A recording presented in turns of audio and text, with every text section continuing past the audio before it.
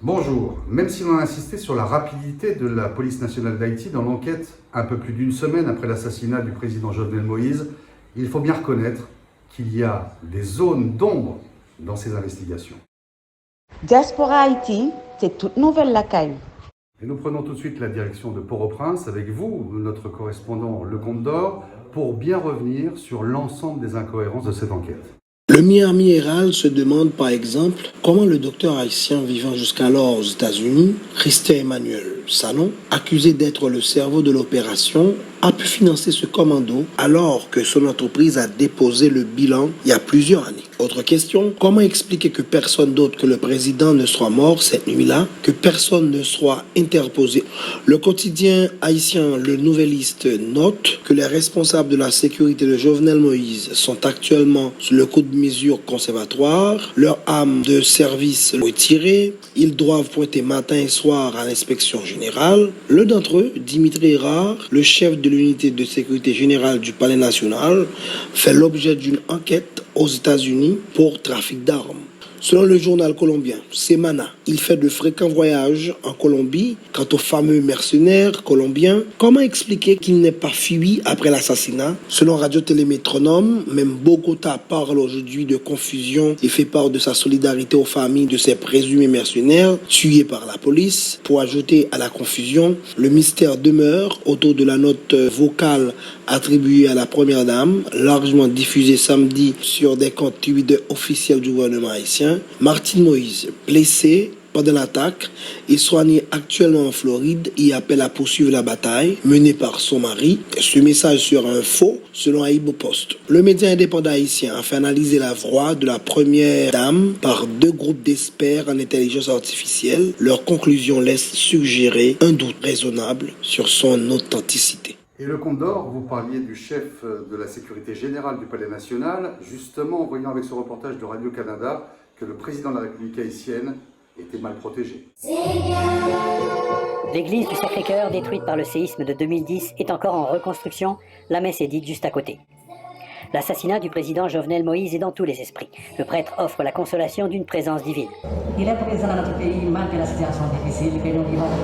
Il offre toujours sa présence. Pas évident d'avoir de l'espoir d'un avenir meilleur pour une population pourtant habituée aux plus grandes violences, aujourd'hui indignée, stupéfiée par cet acte barbare. Tout bouleversé qu'Haïti que nous avons une situation pareille. C'est un commentaire. Qu'est-ce qu'on peut dire? Parce que c'est pas possible que le président soit mort comme ça, il y a personne. Personne ne sait rien. Où était la sécurité? Totalement absente, nous dit cette voisine du président. Parce que de notre salon, justement, je vois la toiture de chez le président de la République. Et tout de suite, on s'est dit oui, parce qu'on s'est dit, ça doit être un attentat.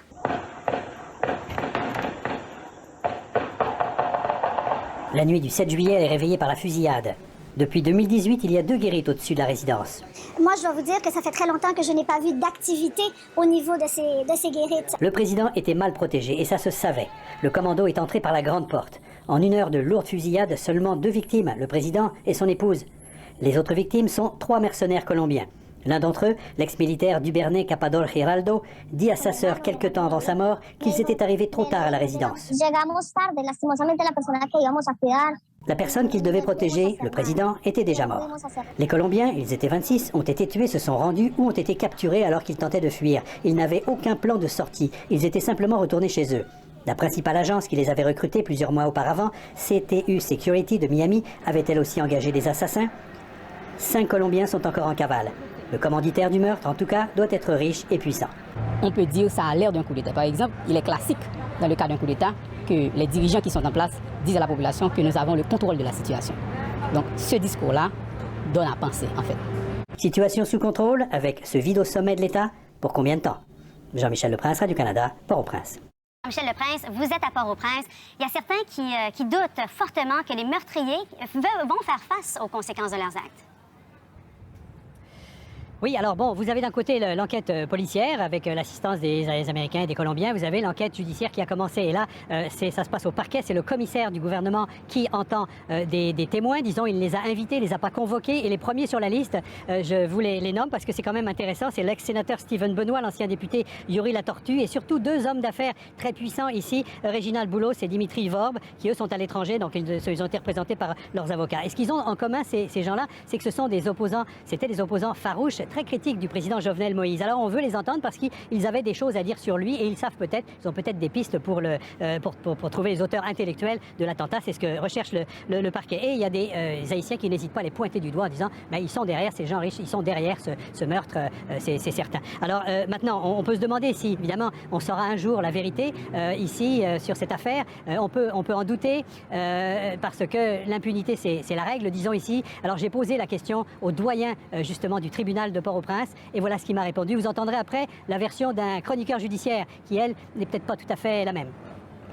Le parquet, il libère. Parfois, un substitut qui est monnayé.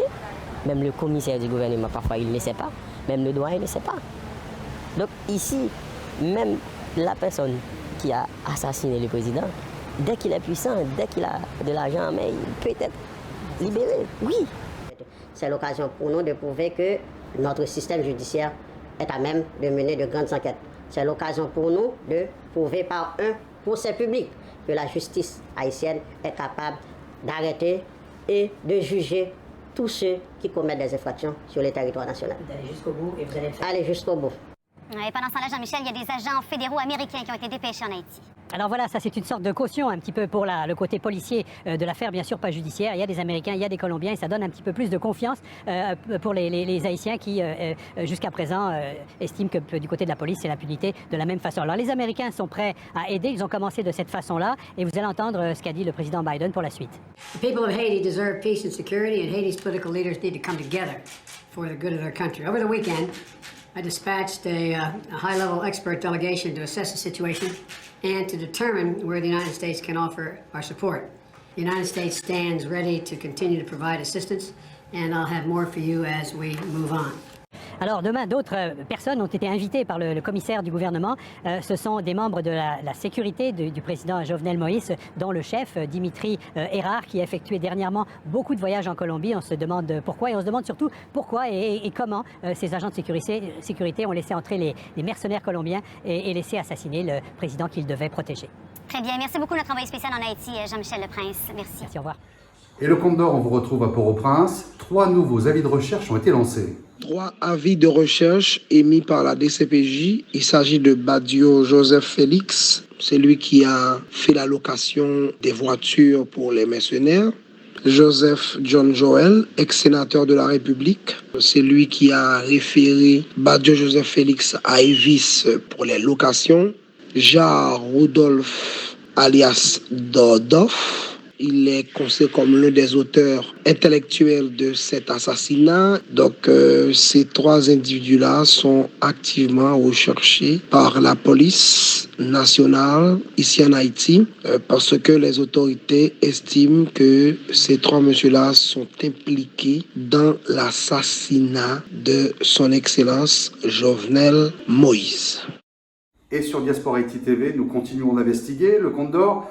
Vous allez nous expliquer que les 2 haïtiano-américains qui ont été interpellés en lien direct, puisqu'ils étaient sur le terrain lors de cet assassinat avec les commandos de mercenaires, ont tout simplement eu des relations avec une agence fédérale américaine. Diaspora Haïti, c'est toute nouvelle la Les dénommés James Solage et Joseph Vincent sont soupçonnés d'avoir joué un rôle de traducteur après des mercenaires colombiens. Nous sommes en mesure de vous révéler que l'un d'eux, Joseph Vincent, en l'occurrence, fut jadis un informateur de l'agence américaine de lutte contre le trafic de drogue, la DEA. C'est un représentant de l'agence fédérale américaine qui l'a confirmé. S'exprimant sous couvert d'anonymat, il a indiqué que le suspect avait contacté la DEA juste après l'assassinat de Jovenel Moïse. L'agence a ajouté, le représentant a conseillé au suspect de se rendre aux autorités haïtiennes. Cette source a souligné par ailleurs que ces individus n'avaient pas agi pour le compte de la DEA. Et sur Diaspora Haïti TV, nous vous apportons toujours les dernières informations sur l'enquête en cours, même si, Marion Destiné,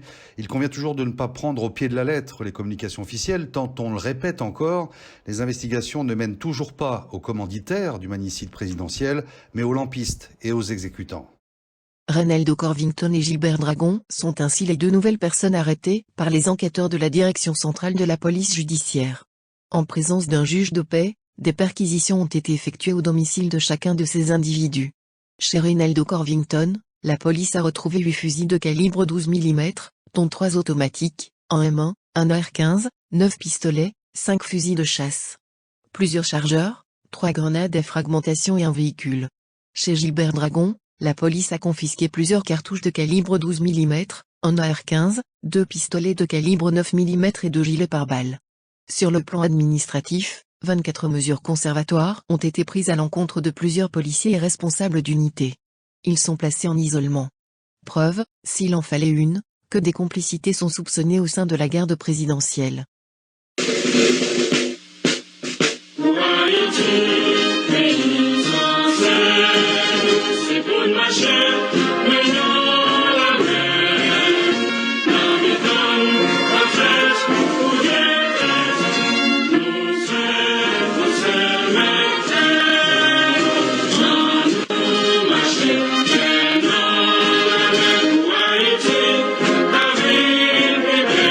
Il y a donc toutes les zones d'ombre de l'enquête, mais également cette question lancinante. Qui a commandité cet assassinat? Le militant Kémy Séba a sa théorie. Il y a tellement de choses à dire sur ce drame qui s'est déroulé, ce drame politique. C'est au peuple que je pense en priorité. J'adresse mes condoléances à tous les Haïtiens dans leur globalité parce que, qu'on le veuille ou pas, même si je sais que le président Jovenel Moïse était l'un des plus contestés de l'histoire récente du pays, quand on tue un président, on tue un pays. C'est important de le dire. Même si Haïti est immortel et Haïti se relèvera. Il y a tellement de choses à dire parce qu'on ne peut pas comprendre la situation présente d'Haïti si on n'est pas dans une dynamique de chercher à comprendre la genèse d'Haïti. Haïti a été proclamé, est né, après une résistance noire extraordinaire. On peut citer des géants, Boukman Duty, Félicité, ces géants de la cérémonie du bois caïman sur lesquels il y aurait tant à dire. On peut citer évidemment Toussaint, l'ouverture, et surtout Jean-Jacques Dessalines. Des géants qui ont fait en sorte que Haïti est devenu le symbole de la dignité africaine et afro-diasporique dans le monde. Ils ont été les premiers au 19e siècle à dire avec autant de dignité à l'oppresseur occidental et plus particulièrement à l'oppresseur français, l'oppression est terminée. Et notre peuple a décidé de se lever.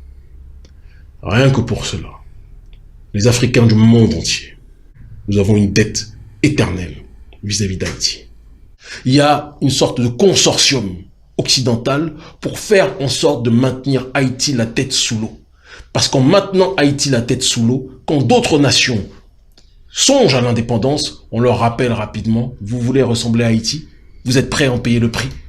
Et il suffit de faire le tour des Caraïbes aujourd'hui. Martinique, malheureusement Guadeloupe, Guyane, peuple que j'aime en perdre l'esprit, toutes ces entités que je viens de citer. Quand vous leur donnez l'exemple d'Haïti, personne ne veut être indépendant. C'est ça la réalité. Parce que l'impérialisme français vous dit, le prix à payer, c'est d'être instable de manière perpétuelle comme Haïti. Mais Haïti n'est pas instable dans son ADN politique. Haïti est déstabilisé continuellement. C'est important de le rappeler. Il est déstabilisé par des forces extérieures qui ont des relais aussi à l'intérieur.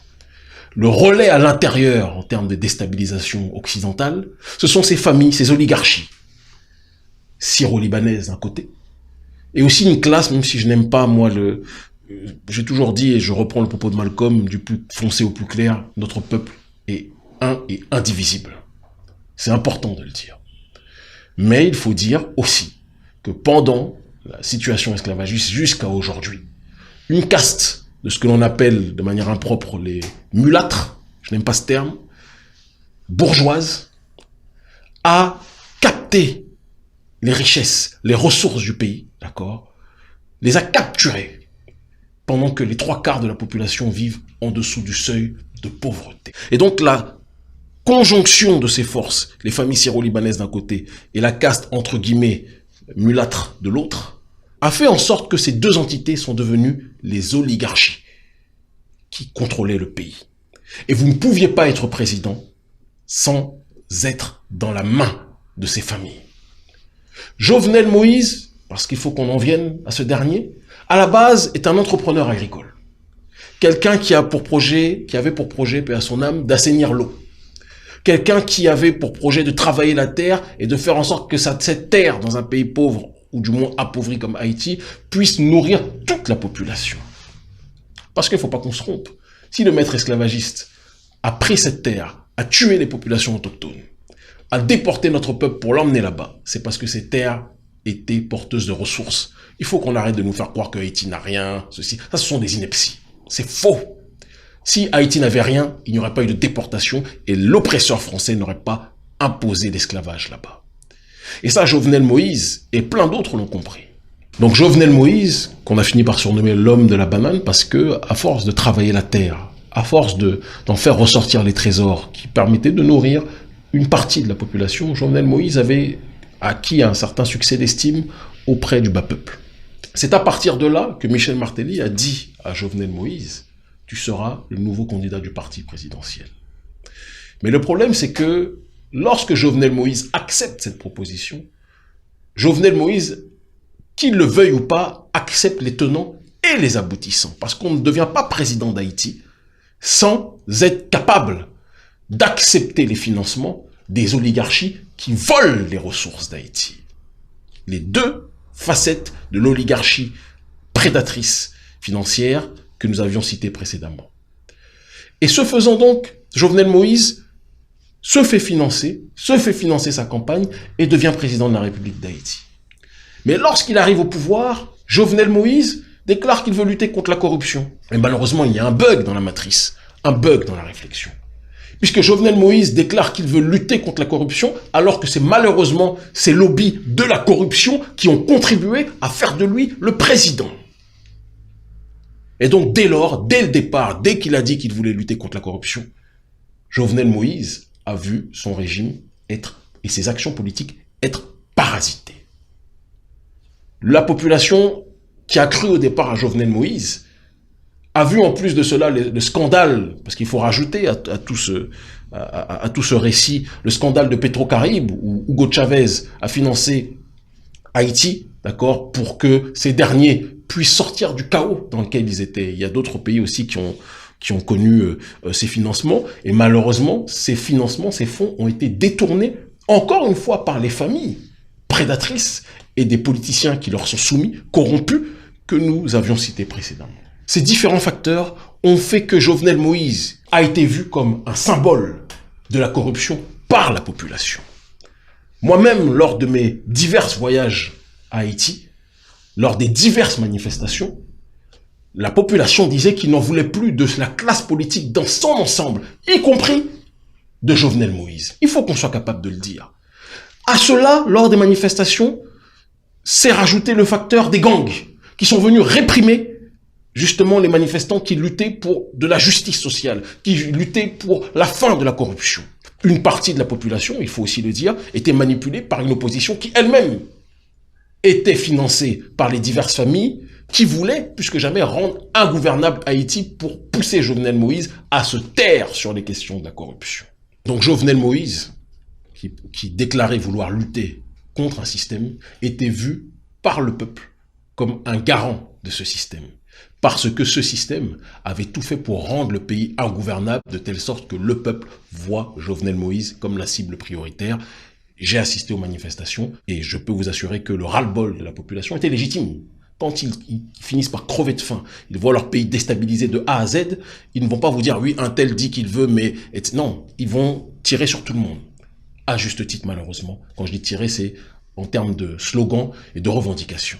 On apprend par la suite que donc un certain monsieur Sanon, Christian Emmanuel Sanon, si je ne m'abuse, médecin haïtien qui vit à Miami, aurait engagé donc les mercenaires, ou une partie d'entre eux, pour au départ, soi-disant, assurer sa sécurité. L'objectif était de faire un coup d'État.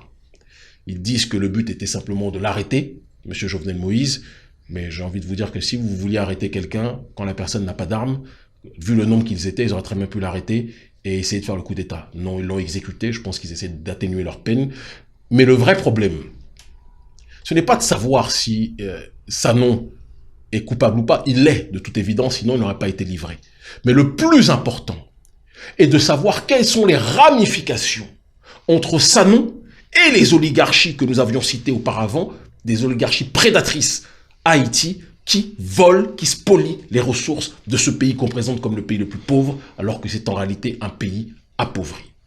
Et donc, le vrai fond du problème sera que la population soit dans cette démarche de se tourner contre la véritable plaie de ce pays, les véritables relais de l'impérialisme, que sont ces familles, ces oligarchies qui sucent le sang de ce pays. Je suis, ma chère Maoulé, dans une démarche de refuser, dès lors qu'il y a la mort, de sanctifier quelqu'un. Parce que je pense que c'est aussi trop facile. Je pense que politiquement, Jovenel Moïse avait fini par devenir inopérant dans sa capacité à changer le système. Et ça s'explique, comme on l'a dit auparavant, par le fait que, et je ne nie pas la potentialité de ses efforts, quand vous arrivez au pouvoir par une voie, et c'est ce que d'ailleurs disait le docteur Khalid Mohamed, quand vous arrivez au pouvoir par une voie, celui qui dirige n'est pas celui qui est assis sur le fauteuil présidentiel, c'est ceux qui vous ont fourni le fauteuil, qui payent le fauteuil, qui payent les factures, entre guillemets, j'entends par là, du système. Et ces forces-là n'acceptent pas que quand on vous mette à la tête de l'État, vous vous retourniez contre elles. C'est une mafia. On vous parle des gangs, on parle de ce pays comme une gangocratie. Le peuple a fini par penser, moi c'est ce que tous les Haïtiens que je rencontrais sur place me disaient, le peuple a fini par penser que Jovenel Moïse était le chef de la gangocratie. Mais Jovenel Moïse disait lui-même qu'il luttait contre la gangocratie. Alors qui dit vrai? Eh bien ce sont ceux qui voulaient parasiter son régime politique qui finançaient ces gangs. Et au final, on en arrivait à une situation où Jovenel Moïse a fini par s'empêtrer dans une situation qui devenait ingérable. Il a commencé dans une mission politique avec de bonnes intentions, mais dans un système politique corrompu jusqu'à la moelle.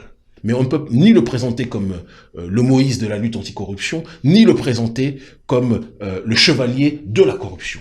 La vérité est entre ces deux voies. Et c'est pour ça qu'il faut entendre aussi bien ce que disent la jeunesse qui s'est révoltée contre Jovenel Moïse et contre le régime politique, que les partisans de Jovenel Moïse. Parce que la vérité se trouve entre les deux. Je pense profondément que c'est quelqu'un qui arrivait avec de bonnes intentions, mais qui malheureusement a été porté par des êtres, des forces aux intentions obscures, et qui aujourd'hui ont tout intérêt à ce que Haïti soit dans le chaos, pendant que eux vivent comme des milliardaires. Parce que c'est de ça dont il s'agit à Haïti. Et ça, j'ai des amis juges haïtiens, j'ai des amis qui sont vraiment des fonctionnaires qui connaissent la situation politique de ce pays, qui vous diront, même des avocats, des médecins, des gens de tous corps sociaux, qui vous diront que malheureusement ce pays est gangréné par ces familles qui asphyxient le peuple. Et Jovenel Moïse est un dommage collatéral parce qu'au moment où il a essayé de vouloir vraiment faire une marche arrière accélérée, on lui a dit « mais toi là, c'est nous qui t'avons mis ici. » Quand je dis nous, je parle de ces mafias-là. Et tu veux te retourner contre nous. Et de là, peut-être que Sanon est quelqu'un qui n'est pas lié à ces familles, qui a pensé, comme beaucoup de gens au sein de la population, que Jovenel Moïse tolérait les gangs et était un chevalier des gangs. Peut-être que, partant de ce principe-là, il a dit « je vais arrêter ce massacre ». Ou alors, l'autre hypothèse, c'est qu'il est en lien avec ces familles-là, qui elles-mêmes sont en lien avec une oligarchie financière occidentale dont on ne parle pas suffisamment, et puis qui est bien contente de voir Haïti déstabilisé, malgré leur sourire et leurs larmes de crocodile qu'ils ont quand ils disent qu'ils viennent venir aider Haïti. Moi, je reste convaincu que Haïti est sous le joug d'un oppresseur impérialiste occidental qui travaille avec des courroies de transmission que sont les oligarchies syro-libanaises qu'on a citées et la caste entre guillemets, et que aucun frère et sœur à la peau claire au sein de notre peuple ne vivent cette situation comme une exclusion. Moi, je suis un disciple aussi bien de Thomas Sankara que de Bob Marley, aussi bien de Fela Kuti que de Malcolm X. Donc, je n'efface pas ou je ne mets pas les uns d'un côté et un autre peuple de l'autre. Non. Qu'on soit clair. Mais il y a une caste prédatrice mulâtre dont il faut qu'on puisse parler. Et ces derniers ont été les courroies de transmission de l'impérialisme. On peut trouver d'ailleurs ce parallèle avec l'Afrique. Beaucoup de familles syro-libanaises, pendant même le processus colonial, étaient le relais du système colonial. Faut pas qu'on soit naïf ou qu'on soit bête. L'argent ne tombe pas du ciel. Il y a un système qui a été mis en place pour qu'on arrive à cette situation. C'est important de le préciser. Ça ne signifie pas qu'on essentialise. Il y a des gens bien partout Mais il faut qu'on dise le système qui a été mis en place. Maintenant, Jovenel Moïse, je pense qu'il n'avait pas forcément le recul pour savoir dans quoi il rentrait. Il y a Martelly qui lui tend la main. Martelly qui était un président qui avait ses succès d'un côté, ses détracteurs de l'autre, hein, qu'on soit très clair. Mais lui tend la main, ne lui explique pas tout le système qu'il y a. Il lui dit, tu veux être le candidat du parti, je ferai de toi le candidat du parti. On te présente des investisseurs. Il n'y a aucune campagne présidentielle qui se fait sans des investisseurs. Peut-être qu'il n'avait pas forcément suffisamment le recul sur les choses. La pudeur nous force à dire que je pense qu'il est rentré dans un système, qu'il a été très rapidement dépassé par ce système, qu'il a essayé de contrecarrer les choses, mais que le rapport de force était déséquilibré, et que malheureusement, lui qui a essayé de changer à l'intérieur le système, le peuple l'a vu pour ce qu'il fait, c'est-à-dire de manière visible, on l'a vu pour quelqu'un qui n'arrivait pas à diriger le pays, qui n'arrivait pas à endiguer la violence, à arrêter la violence, qui n'arrivait pas à stopper la corruption. Et donc le peuple l'a mis, comme les autres, dans la classe politique, décorrompue de manière générale, alors que lui estimait qu'il essayait de lutter contre. Et c'est ce qui explique, je pense, la dissonance entre ses partisans et ses opposants. Chacun voit en fonction de ce qui est présenté. Ses partisans avaient peut-être accès à ses réflexions intérieures, alors que ses opposants, je parle des sincères, hein, je parle pas de l'oligarchie financière à la tête d'Haïti, mais les sincères opposants au sein du bas peuple se disaient, mais tu dis que tu luttes contre la corruption n'a jamais été aussi élevée. Tu dis que tu luttes contre la violence, on est aujourd'hui dans une gangocratie. Moi, je pense que les deux partis avaient des raisons légitimes pour penser ce qu'ils pensaient. Et qu'aujourd'hui, la synthèse et la conclusion doit être de dire au peuple haïtien, l'ennemi numéro 1, on le connaît, ce sont ses familles. Il faut que le peuple se rebelle, et je le dis comme je le pense, contre les familles prédatrices qui capturent les ressources de ce pays.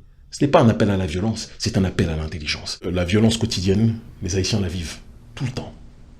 La violence économique, il n'y a rien de plus grave que celle-ci. Quand vous n'avez pas de quoi nourrir vos enfants, quand vous n'avez pas de quoi vous soigner, quand des gens meurent de la grippe, quand des gens meurent de maladies bénignes, parce qu'ils n'ont pas de quoi se soigner, il y a des réflexions à avoir sur ce terrain-là. La plus grande des violences, c'est la violence que cette oligarchie fait subir au peuple haïtien. Et la plus grande des intelligences, c'est de résister contre ceux qui font en sorte qu'ils vivent dans ces conditions. Et ce que je dis là, dans cette dynamique anticapitaliste, doit être fait aussi au sein de nos pays en Afrique, d'accord, contre les familles qui confisquent les ressources du pays. Je le dis, qui confisquent les ressources du pays, qui volent les ressources. On est content de les louer comme des milliardaires, etc., pendant que les 3/4 de la population souffrent le martyre. Il y a des réflexions aussi qu'on doit avoir dans nos pays. Je ne suis pas en train d'appeler à quelconque désordre, mais je suis en train d'appeler au réveil citoyen, au réveil politique. Les nôtres doivent se prendre en charge. C'est de cela dont il s'agit. Parce qu'il y a un proverbe qui dit, on nous dit oui, ce sont les Américains, les Français, ceci. Peut-être. Mais une civilisation n'est détruite par l'extérieur que si elle est rongée de l'intérieur. Donc, regardons à l'intérieur de nous-mêmes ce qui ne va pas. Quand vous êtes 10, une personne ou 2 personnes volent 99% des richesses, c'est-à-dire que les personnes qui restent vivent en dessous du seuil de pauvreté. Le problème n'est pas extérieur, il est d'abord intérieur. C'est Désode qu'a metté l'ode. Enfin, malheureusement, ce proverbe ne fonctionne pas vraiment en Haïti. Naoué, prochaine fois. Diaspora Haïti, c'est toute nouvelle la caille.